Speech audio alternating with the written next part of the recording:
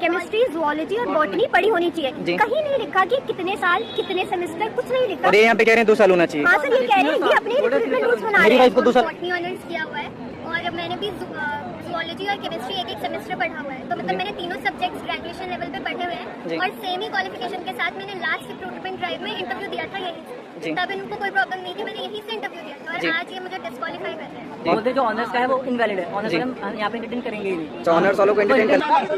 Sir आप अपनी responsibility से भाग रहे हैं, आप अपनी रिस्पॉन्सिबिलिटी से भाग रहे हैं सर आपको जवाब देना होगा सर। आप पूरे केबीएस को इंसल्ट कर रहे हैं, आप पूरे केबीएस संगठन को इंसल्ट कर रहे हैं, आपको जवाब देना होगा। आपने सुबह से बच्चों को बुला के सिर्फ परेशान किया है। आप बच्चों को क्वालिफाई बता के डिस्क्वालीफाई कर रहे हैं। आपके नोटिफिकेशन में सब कुछ मेंशन है। आप अपने पूरे केबीएस को इंसल्ट कर रहे हैं सर। केबीएस हाय हाय हाय हाय केबीएस हाय।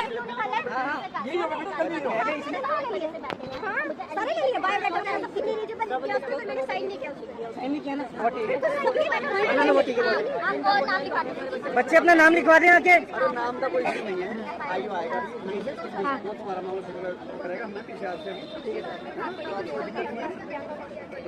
आपने कोई ऑनर्स में ऐसा होता है। ऑनर्स तो एक मास्टर सब्जेक्ट है, मास्टर सब्जेक्ट वाला मैथ, ऑनर्स वाला मैथ नहीं पढ़ाएगा तो ऑनर्स को बढ़िया माना जाता है। और सर और तो बोले तो मैं क्लास के लिए ऑनर्स को नहीं मानते। जब तक बड़े से मानते कोई ऑनर्स वाला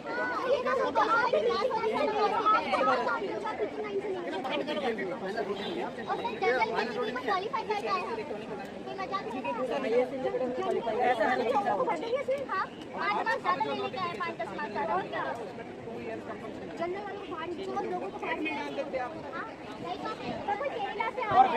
सर उनके ऑफिशियल वेबसाइट पे भी नहीं है, तो ये कंपाइलेशन वाला दिखा है, तो वेबसाइट पे नहीं है। लेकिन ये धंधा दिखा कहाँ से आ गया बताइए।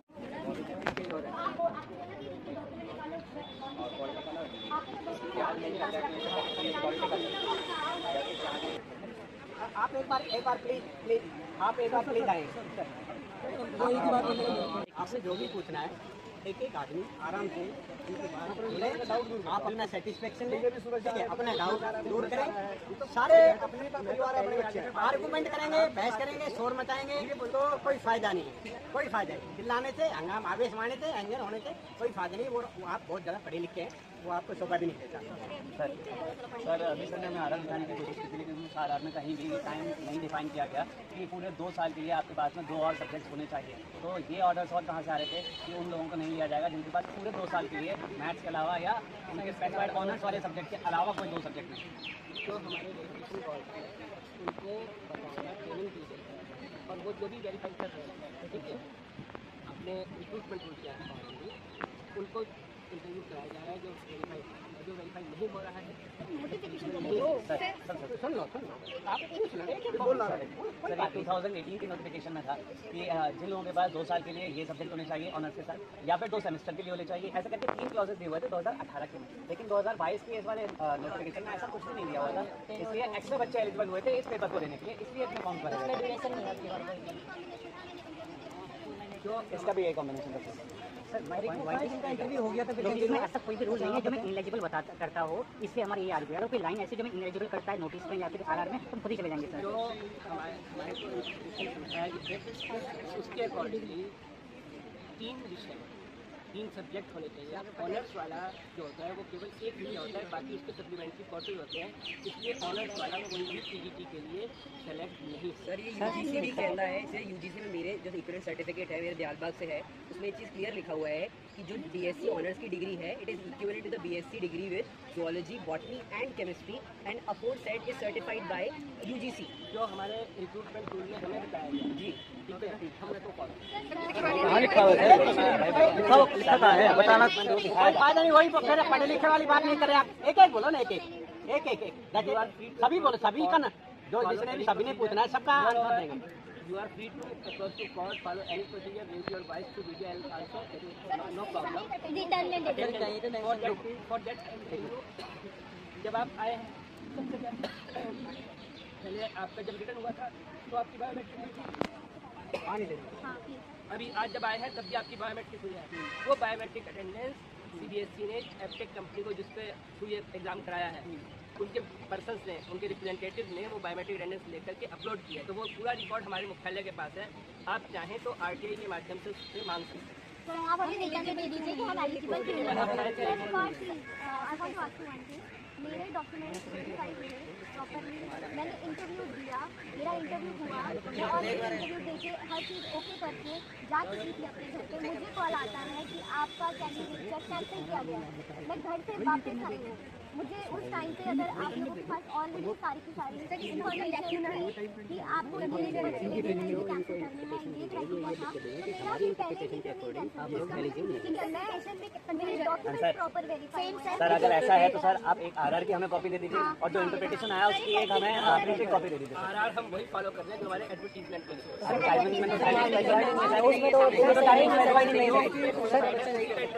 हायर ऑफिसर से हम ले रहे हैं। Only 2 subjects should come, but no timeline is given that whether it should be for second year or 13th semester. Nothing is there, sir. मुझे एलिजिबल लिख के ब्लू पेन की लाइफ के बाद शायद आप नॉट एलिजिबल, तो आपने पहले कैसे डॉक्यूमेंट कर दिया? यहाँ पर वेरिफिकेशन के बाद वो हमारे एक्सपर्ट्स के पास नहीं जाते सर, हैं वो उसी रूम में थे, और उसी रूम में मैं बता रहा हूँ, एक्सपर्ट्स के पास जाते हैं, कोई डाउट होता है तो वो आते हैं सर, वो डिस्कस डाउट करते नहीं गए थे ना, वो उसी रूम में हैं। थे। हमारी अथॉरिटी के पास आकर के डिस्कस करते हैं, डिस्कस करने के बाद भी उसको डिसाइड करते हैं। और सर पहले उन्होंने कोई उन्हें वो नहीं था, कंफ्यूजन नहीं था। अटेंडेंस आपकी लग गई है और आपको एलिजिबल किया गया है। आप RTI से पूछ सकते हैं कि मुझे क्यों एलिजिबल डिक्लेयर किया गया है, मेरे ये कॉर्सेस है। आप लोग रिटर्न में दे दीजिए why we are not eligible. वो भी डिसाइड सब्जेक्ट इज सप्लीमेंट्री और नॉट। हमारे सारे सब्जेक्ट पढ़े हैं, हमारे मार्क्स मैच है। मैं 2 केवीज में पढ़ा चुका हूँ, एयरफोर्स सेकंड मिशन केवी रोहिणी में पढ़ा चुका हूँ सर, और मैं 18 में इंटरव्यू दे चुका हूँ, वहाँ पे फाइनल सिलेक्शन नहीं हुआ है। तो सर रिक्रूटमेंट रूल आर से तो मैं एलिजिबल क्यों नहीं हूँ? और कागज पे कहाँ पे लिखा हुआ है जो चीज़ मेरे को स्ट्राइक आउट करती है, मुझे दिखा दीजिए, मैं चले जाऊँगा सर। वो आपको दिखाई दिया जाए। सर कैश कब दिया जाएगा सर? आप RTI मुझे पता है स्टेटस क्यों दिखाता है, वो क्या स्थिति है, वो दिखाएगा कि मेरा पेंडिंग पड़ा हुआ है, लेकिन क्यों पेंडिंग पड़ा हुआ है कैसे वो नहीं दिखाएगा। तो आगे प्रोसेस तो नहीं करवाऊंगा उसको, मुझे पता है सर। कौन से बोर्ड में थे आप? सर मैं बोर्ड नंबर 3 में थी, एक दिन पहले भी जो गए मेरे बाद जो गए, हम 3 या 4 स्टूडेंट्स थे। हम लोगों का इंटरव्यू हुआ है, उसके बाद फोन करके बोला गया है सर मेरे पास यूनिवर्सिटी से ऑनर नहीं सर हमारा सेमेस्टर सिस्टम है। ऑनर को एक सिंगल सब्जेक्ट माना गया है, जो ऑनर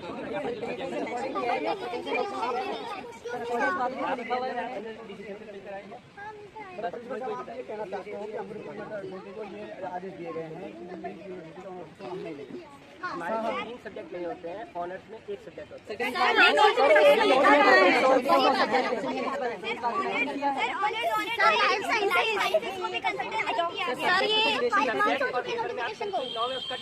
सर ऑनर्स नहीं है। मैं अभी भी समझाने के लिए तैयार हूँ। क्या दिक्कत है? सर मेरा सही केस है कि मैं टीजी की साइंस के लिए वहाँ पे अपेयर हुई इंटरव्यू के लिए, उसमें लिखा है कि केमिस्ट्री, जूलॉजी और बॉटनी पढ़ी होनी चाहिए। कहीं नहीं लिखा कि कितने साल, कितने सेमेस्टर, कुछ नहीं लिखा। अरे यहाँ पे कह रहे हैं 2 साल होना चाहिए। हाँ सर, ये कह रहे हैं, ये अपने रिक्रूटमेंट रूल्स बना रहे हैं। 2 साल बोला है। जबकि मैंने 3 महीने का ऑनर्स कोर्स है, तो मैं 3 साल जूलॉजी पढ़ूंगी और मैंने 1 साल केमिस्ट्री पढ़ा है और फिर अगले साल बॉटनी पढ़ा है। ऑनर्स डिग्री में तो ऐसा ही होता है, और नोटिफिकेशन के हिसाब से मैं बिल्कुल सही, मेरे सारे मतलब बिल्कुल सही है। और कोई बच्चा है?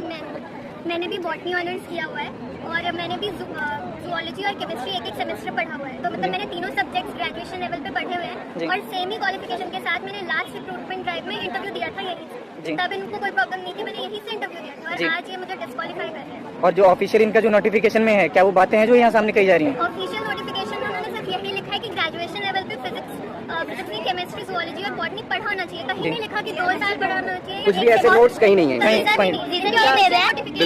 Difference between subject and paper. आपने सब्जेक्ट और पेपर में कंफ्यूजन पाल लिया है और आपने पेपर दिया, सब्जेक्ट नहीं दिया। मतलब उनके हिसाब से कंफ्यूजन बच्चों ने क्रिएट किया है।